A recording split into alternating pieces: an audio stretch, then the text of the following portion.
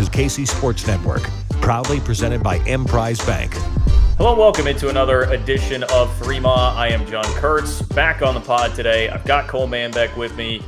Derek Young is vacationing, but in his place, we've got K-State men's basketball strength and conditioning coach Phil Baier. Really excited to have a chat with him about what's going on with the basketball program, Shark Week, all the things included in his strength and conditioning program with a really exciting bunch that the Wildcats have coming up this year. But first, as always, we got to let you know about our friends at Holiday Distillery. Make sure to get your 360 vodka or your Ben Holiday bottled and bond bourbon, whichever it is that you prefer. If you're going to be out at the lake, which I don't know, Cole, I was thinking about this the other day when I was driving. I was like, this is about the time of year usually that Cole invites Derek and I to the lake house. I still have received no invites. So my 360 vodka and Ben Holiday bottled and bond bourbon is just waiting with nowhere to be consumed. So anyway, but if you have friends that are inviting you to the lake, that's what you need to bring. Get ready for your tailgates this fall. Make sure that you get stocked up and support those who support us, our friends at Holiday Distillery. Great K-State folks who support us here on the pod. All right. I don't know how well that really leads into a conversation about strength and conditioning, talking about booze, but we'll do our best here. What's the offseason been like? How's it been treating you guys? Offseason's been great. We're about week 7.5 right now, making a ton of progress. It's been a unique experience compared to last year, having a good batch of six returners coming in, and then obviously the transfers and the freshmen added into that mix.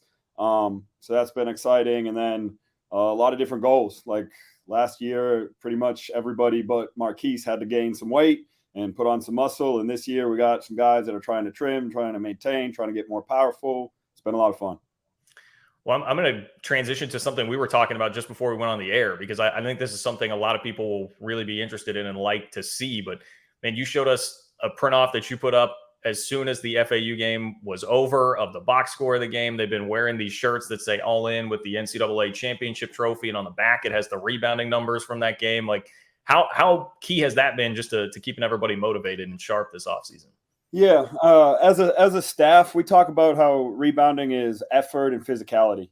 Okay, and that's one thing you can bring every single day, whether it's just a lift or whether we're comboing lift and skill work, or whether we're comboing lift, skill and pickup. Like, it's something that you can bring, and we just wanted to remind the guys that we were very close to achieving one of our high-end goals there. And I mean, call it what it is. There was 22 times where we could have grabbed the ball and we didn't, and we lost by 3 points. And if you're trying to say that's not going to make a difference in the game, you're kind of out of your mind then.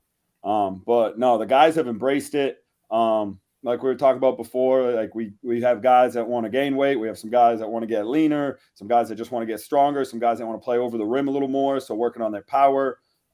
It's been a lot of fun, and at the same time, it's like that small detail has had a big impact on the culture and the style of which we've trained this summer, and it's been a blast.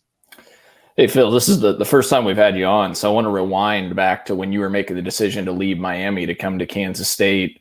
What were those conversations like in the decision-making process, and Jerome Tang getting you to come here?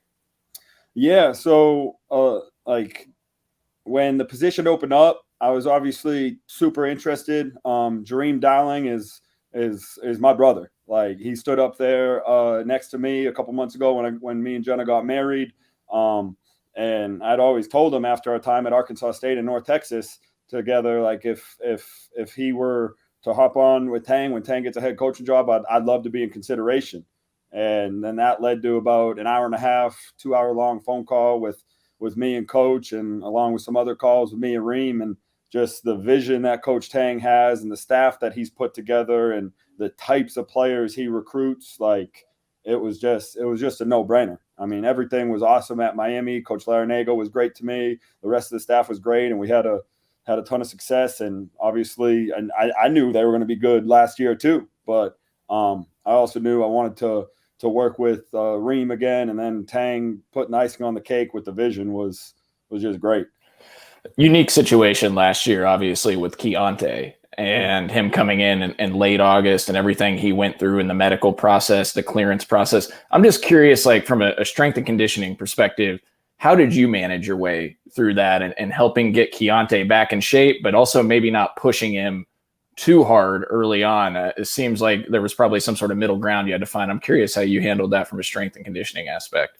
Yeah. Well, first off, it really started in his recruiting process. So obviously once he got cleared by all the cardiologists and the surgeons and everything, like we put together a plan, me and Luke, on like what it would look like if he were to take the purple pen and sign and come to us, what day 1 through 15 would look like. All right. We'd have to check a lot of different boxes in terms of how he moved and what he was capable of and what he's been doing or what he has had experience with at Florida. But for the most part, we started him very, very, very basic. And we literally just body weight movements, tempo runs, which are just really runs under 80% of your effort. And then some skill work on the floor. And we focused on, I know it's our team saying get 1% better at least every day and go 1-0 in as many moments as you can. Like that's what we're doing. We're like, hey, like let's get through this conditioning. Okay, good. You smash that. Nice. Now we'll add a lift to it before. Great. Now we're gonna do skill work, lift, then conditioning. Okay. And then just really tried to make as much progress as we could leading into practice, like trying to combine things where we could simulate how he would be working in practice before he even got officially cleared to practice. So, I mean, like I said, we painted the picture for him on his recruiting visit. And I know that was a big deciding factor with him. And then honestly, his effort and energy about everything, even if it was just something as small as a 20-minute session with me and Luke, like he attacked it and he was great. So like there was very rarely a time where he even went backwards. Okay. And it really even if you want to look at like the data on like our force plate or our connects and stuff, he actually was improving during the season in terms of how fast he was running or how high he was jumping. And that's just a testament to his effort and his belief in us. But really it was, hey, let's just try to continue to move the needle every single day. And that's easy with a guy like him. How long would you say it took him to get back into like quote unquote game shape throughout that entire process? Because I would just think when you're taking a year plus off, that's got to be really hard to get back. And I can remember Cole and I like having these panicky K-State fan conversations about it before the season, being like, man, is he going to be able to get back to the shape that he needs to be in? What was that like, and how long did it really take for him to get there? Yeah, I'd say he could have played in a game within 4 to 5 weeks. And that's honestly because we were so conservative at the start. We're like, hey, we want there to be no doubt that you're going to make improvements every single day you walk in this building, if not multiple times a day. Like that was our main goal for him. Okay. And that will allow him to be confident and feel more prepared every single day. So that was a key there. But by the time that 4th week came around, I would say he could have went in a game and contributed good minutes to it. Like we have a little philosophy here within the strength staff. It's like even in the off season, even when we took the 7 or 10 days off after FAU there, like we're always going to be 2 weeks out from being in game shape. So if somebody were to call us and say we wanted to run it back or play again, all right, we can put 10 to 14 days together and be ready to go. Okay. Obviously that changes when you get into your practice season where you get 20 hours and you can practice 5 or 6 days a week. And the usage is on the court way, way, way higher than it is in the weight room. But that's just kind of a look into kind of 1, how we approach Keontae, and 2, how we blended what our general philosophy is. I guess this maybe doesn't matter quite as much now that he's been drafted, obviously, and is in the NBA with the Thunder. But throughout that process, like how much were you talking to teams about his medical situation? And were you guys kind of like crossing your fingers there at the end there, hoping that it was going to get cleared and he would be able to go on to the next level? Yeah. No team really asked me about that. I think they went, even if they could, through the cardiologists and the surgeon, everything. Everybody asked about how he was as a person, and then how we handled, 1, getting him back into shape, but 2, any heart rate data. So yeah, I think I counted 22 ultimately called about him, and all of them if not the first question or it was the second question, they'd ask, hey, what is he like in the weight room? What is he like when he knows you have something difficult coming up in terms of whether it be a practice or a lift or a conditioning session? And with him, like he's a confident kid, and he's going to crush whatever we put in front of him.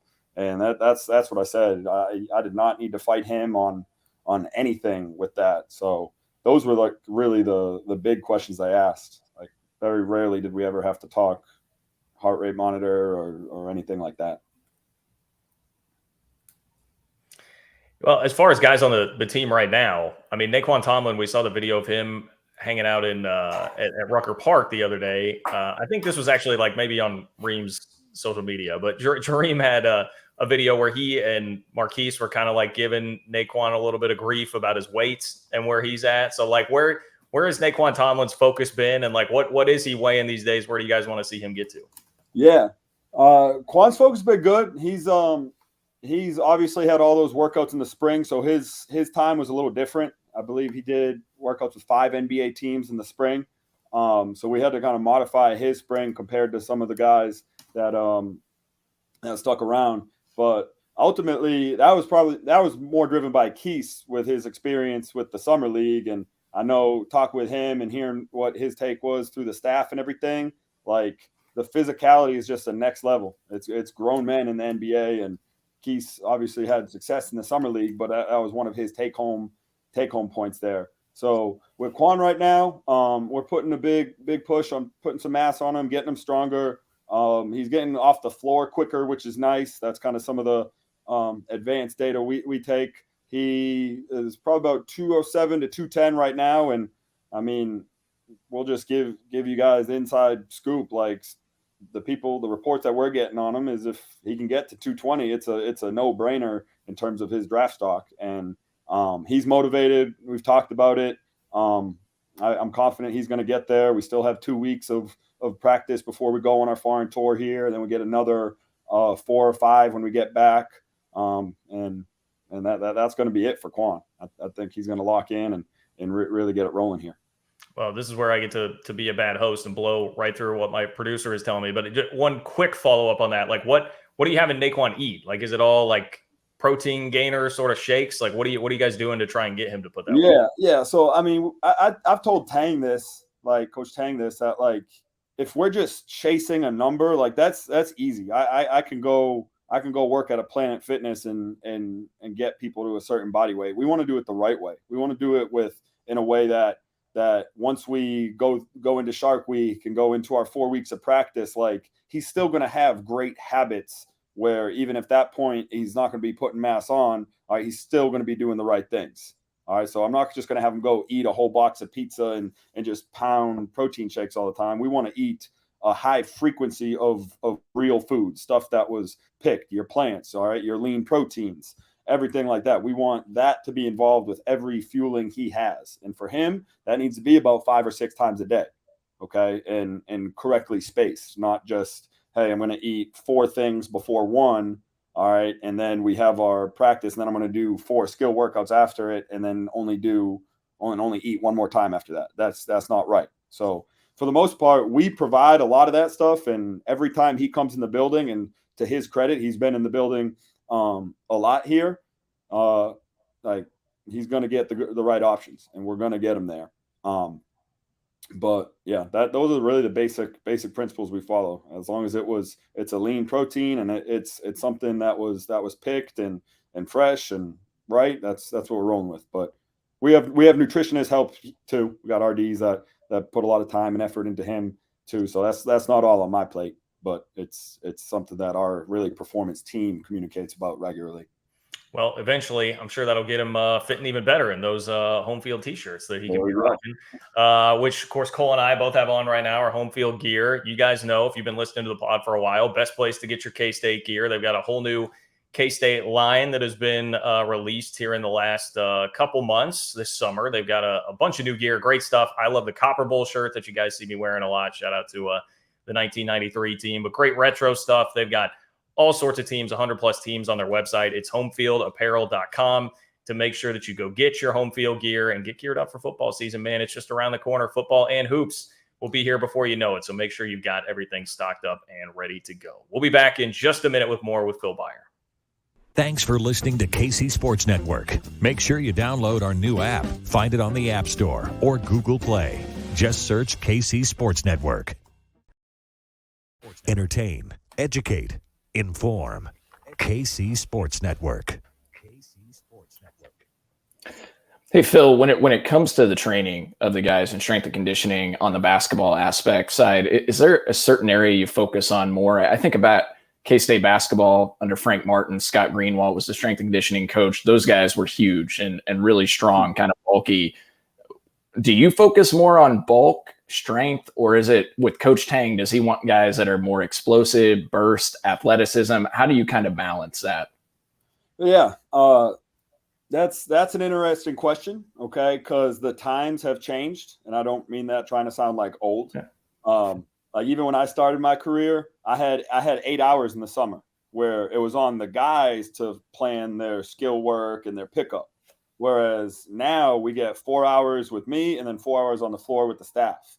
Okay, so ultimately my goal is to make sure they are as ready to play every single day as possible. The best ability is availability. So like hypothetically speaking, if we took, I know we just talked about Quan, if we took him from when he got here and just bulked him up to look like Giannis in one summer, that how he would respond to that, you might be looking at some overuse injuries or some aches and pains or some growing pains there. Okay, so we want to find a way that for each individual player, right, they are achieving their goals while having plenty in the tank for their 4 hours on the floor. And then our guys really love each other. They play pickup like 3 or 4 times a week, so we want to make sure they're good for that too. So for the most part, it's really going more on that 1% train that we keep talking about. It's like, okay, how can we gain a half pound here in a day or a pound here, and then feel good enough to continue to go out on the floor and play? So like it goes into the recruiting, like every official visit we get, and sometimes even guys that we're just in the process with that might be interested in changing their bodies or changing their performance. Like they meet with me and Lou and our RDs for 20 to 45 minutes. And we show them what an ideal situation would look like for them. Okay. And a lot of that is combining what we're doing on the floor with what we're doing in the weight room. So if it's going to be very difficult on the floor, a lot of up and down, 5-on-5, collision-based type of things, like we want to make sure we're going hard in the weight room.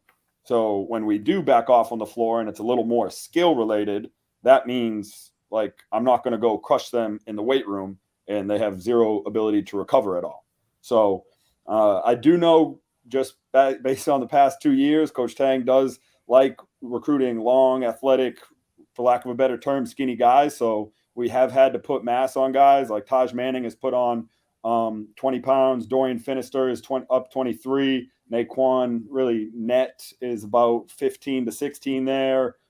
Cam Carter is up to 198, so that's 21 for him. Jarrell's up about 10, right around 240, 245, depending on the day there. So that has been a main focus here. But like for the most part, it's a year round. We're always lifting. We're always going to do some form of skill or practice, and we want to make sure that we're as healthy as possible and as strong as possible within their goals. You mentioned times of change, which kind of feeds into next question. What are some of the changes from like an advanced analytics standpoint that have occurred? Like we see the football team putting out 22 mile per hour metrics like that. And I was at the Jerome Tang father-son camp and I went through your stations with my son Brody, and you had like the speed monitoring set up and all of the different things. How does that play into it? And what are some of the cool, unique things that you guys are using? Yeah, so football uses Catapult for their GPS data, which is when we say GPS, that means when either they do a speed session or a practice session, you can get their speeds from it. So we use Connexon. That's a tool that's utilized more in the NBA. It's actually better for indoor sports, so that's why we use it. Something they wear in their hip there. You've probably seen it if guys fold their shorts over.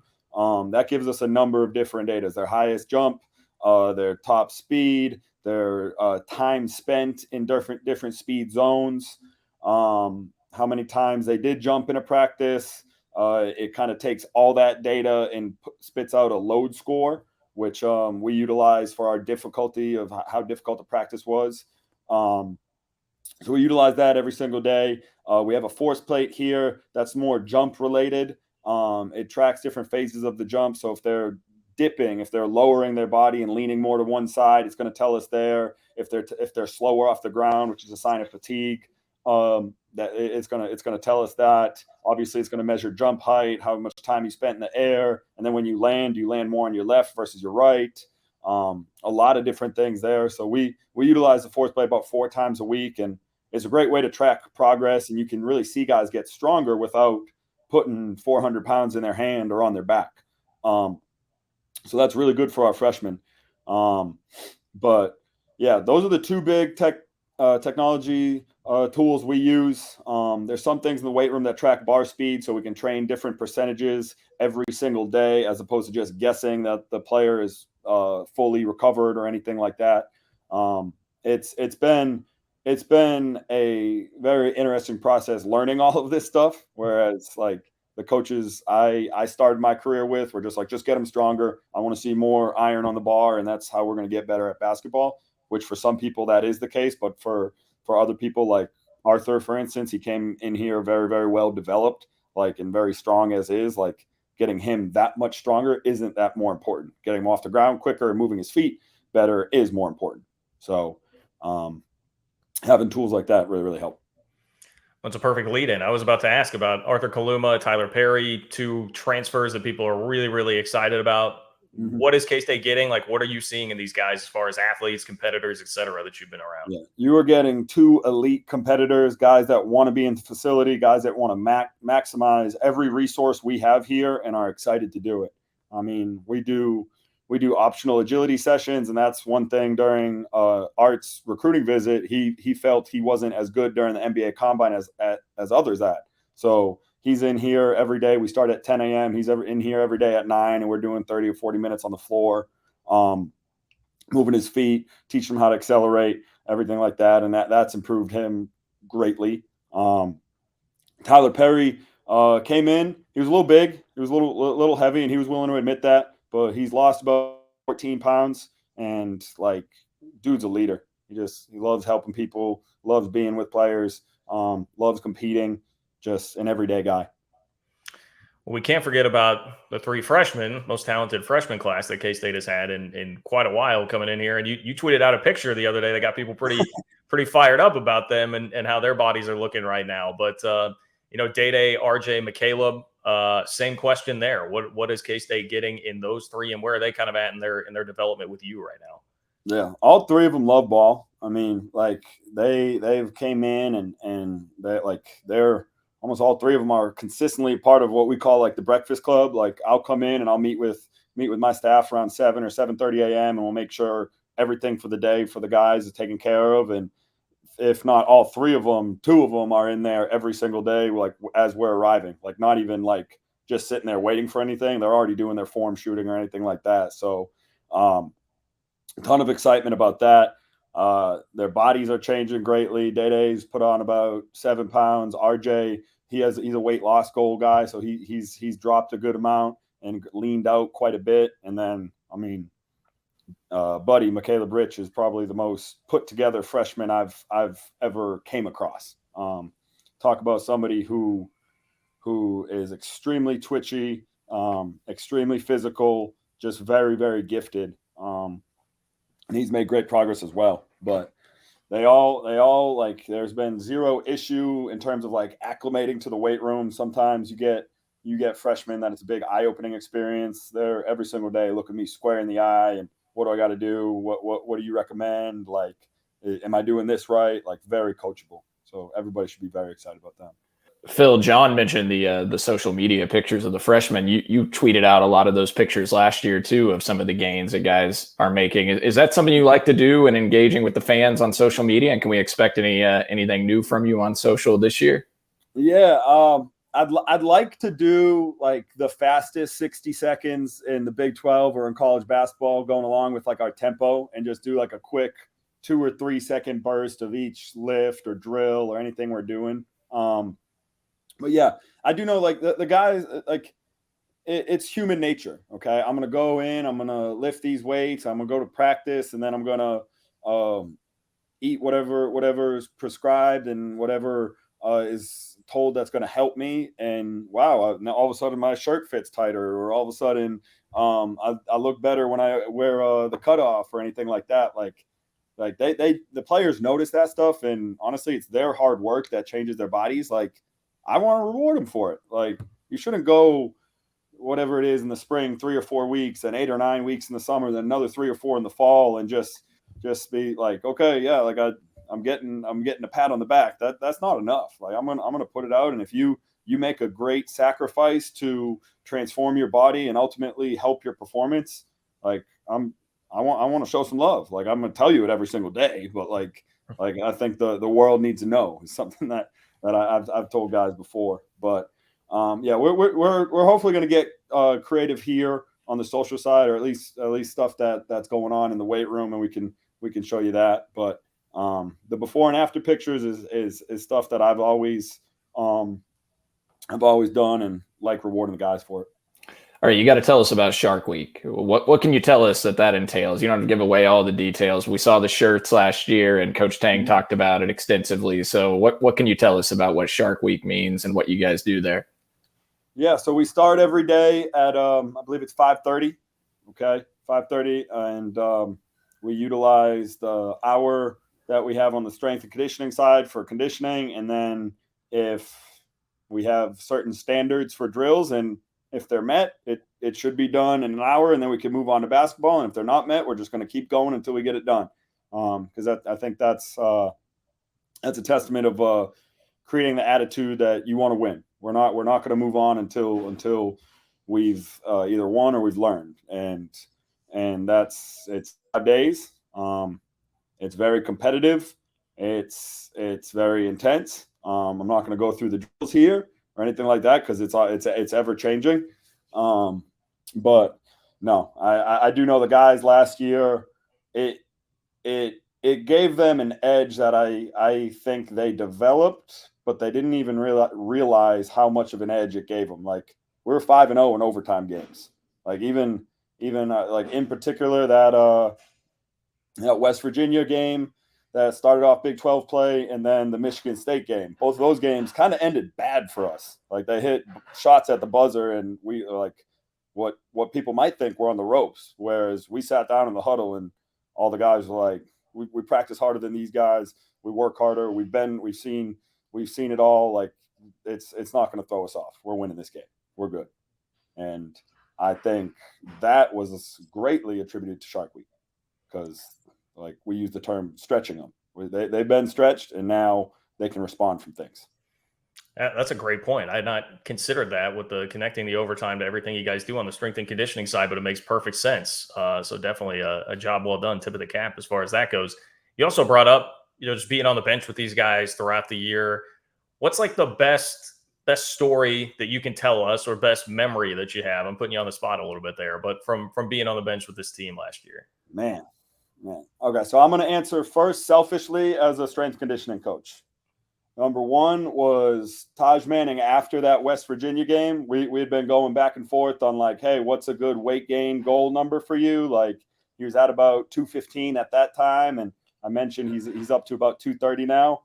But immediately after that West Virginia game, and he saw the physicality of this league, he grabs me after the game and just goes, Coach Phil, I need to get to 230. So, so I thought that was funny. A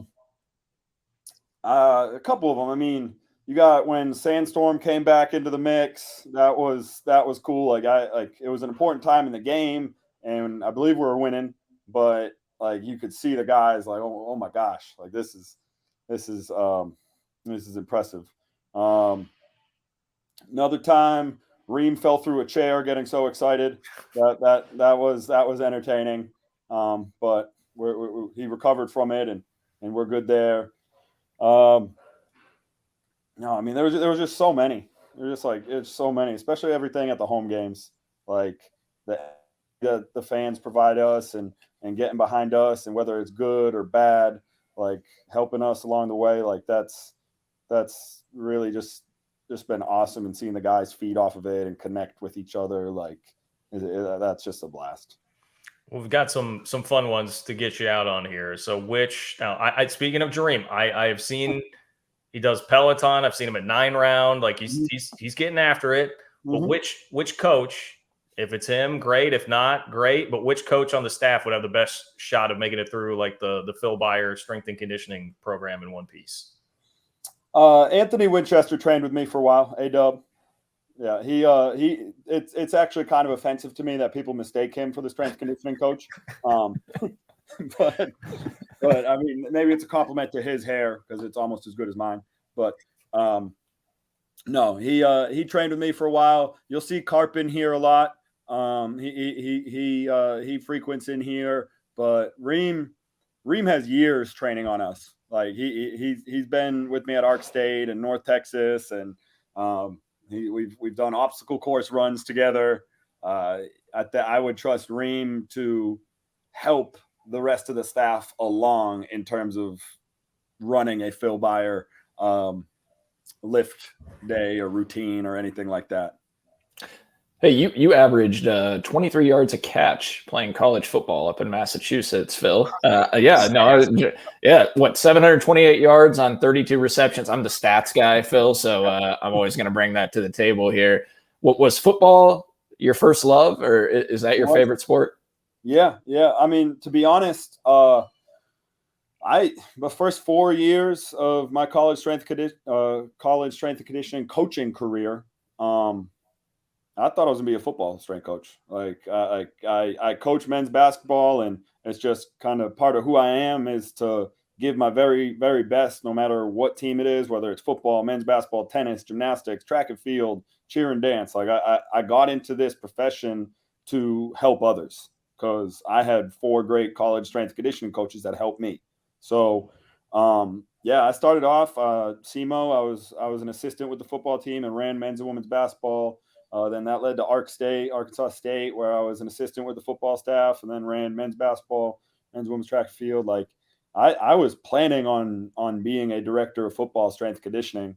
And then I met Grant McCaslin at Arkansas State and saw how he ran a program and some of the stuff that like he took from Baylor and put his own spin on it. And I really just got in the mindset of like, I like working basketball. And I actually think selfishly speaking, there's some cooler things you can do with basketball players than you can do with football players in terms of programming, in terms of individuality. And then I just had to make a decision once Coach Mack went to North Texas and offered me a job that go all in on the basketball side, and haven't turned back since. I love it. Kind of a 2-part question here, Phil, real quick.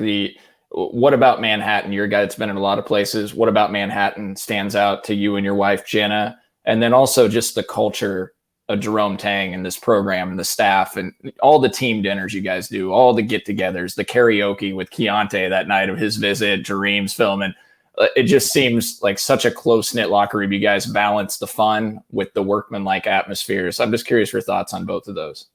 Yeah. So you asked about Manhattan first.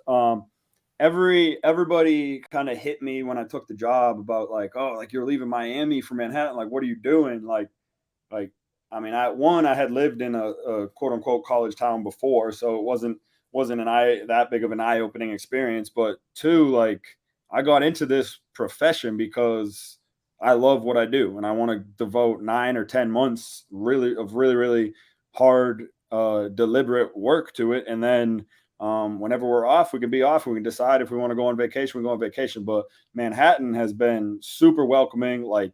I've never been anywhere where people are just so nice, even if you're just sitting at a restaurant and there's somebody next to you, or you're going through the grocery store and actually accidentally bump into somebody with your cart. They're going to apologize to you. Like it's wild. And then obviously the energy around the program.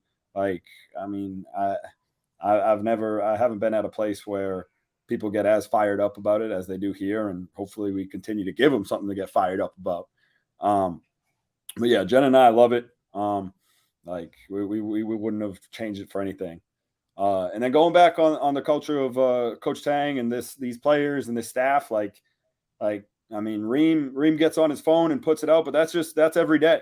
Like there's going to be something like that every day.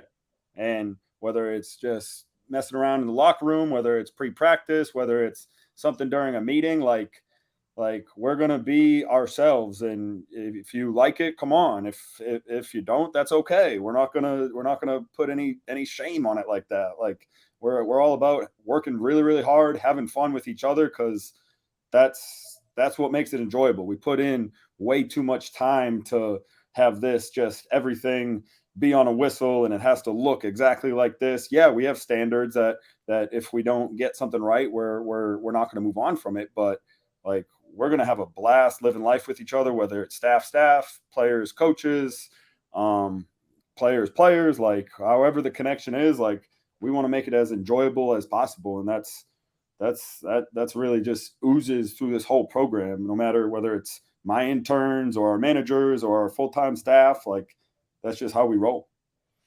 One of those glimpses we got to see into it in the entire world, all of TikTok basically got to see it too, was the Lowdown, the clapping, Little Baby, the song. Mm-hmm. How long had that been going on before that actually got out? Like, did you ever in your wildest imagination think that was going to turn into what it did? No, because that's normal. Like to be honest, that was like the fourth song. Like I think we had to change it after we lost a road game, in which we didn't win many road games starting off. So like that there was probably 3 or 4 songs before that the vibe was the same. Like we're gonna be loose, we're gonna be excited, we're gonna be together, and that's what you're gonna get. If you're gonna beat us, you're gonna have to beat all of us, and that's how we roll. You're just gonna be ready to play. And yeah, none of that was staged or fake or anything. Like that had been going on with every game. And like I said, I think that was like the 3rd or 4th variation of a song that we got ready for. Well, K-State, we know, is very blessed with strength coaches right now. I mean, we've heard lots of great things about Tremaine Carroll and what he's doing with the football program. Who's got the better bench, though? I want to know who can bench more, Phil Baier or Coach True? I'm going to give that one to True. Yeah, I'm going to give that one to True. But, I mean, I might be able to run faster or jump higher. 23 yards a catch, it doesn't lie. Okay, right. Fair enough. Touche. And selfishly, last question here. Is there any better strength and conditioning program in the world than CrossFit? Oh, maybe for general pop. Okay. I do know some of the guys, when they go home, I'll search like gyms in their area, and I'll tell them like, hey, just go drop into this box and you can do your squats and deadlifts, clean pulls, and accessory work there. But we have a very deliberate approach in terms of how we roll here. So we'll make sure we get over to 785. We will. We'll make sure we get a lift with everybody there.